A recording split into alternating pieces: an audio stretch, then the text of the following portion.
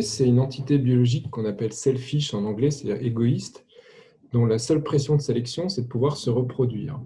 La caractéristique de tous les virus, c'est qu'ils produisent souvent des protéines, mais ils sont incapables de synthétiser ces protéines, de faire la traduction, ils n'ont pas de ribosome. C'est ce qui différencie clairement les virus des cellules.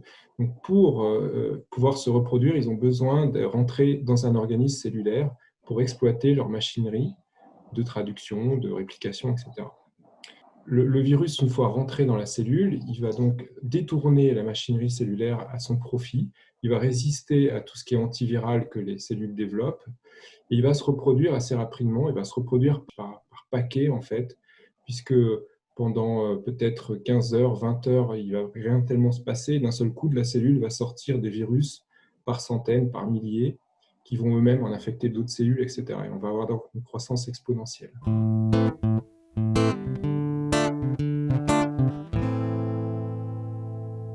Il y a débat sur savoir s'ils sont vivants ou pas, mais en tout cas, ils sont complètement liés à la vie. On ne trouve aucune cellule, aucune espèce, aucun animal qui n'a pas au moins une dizaine de virus qui se reproduisent sur ses propres cellules. Probablement, les virus sont aussi vieux que la vie. Là aussi, il y a débat, mais il semble assez clair qu'ils ont des origines très, très anciennes. Les virus jouent en fait un rôle énorme dans la vie actuelle pour réguler les quantités d'espèces. Quand une espèce devient trop prépondérante, on a souvent un virus qui va réguler la taille de l'espèce, que ce soit dans les lemmings en Scandinavie ou dans le plancton marin.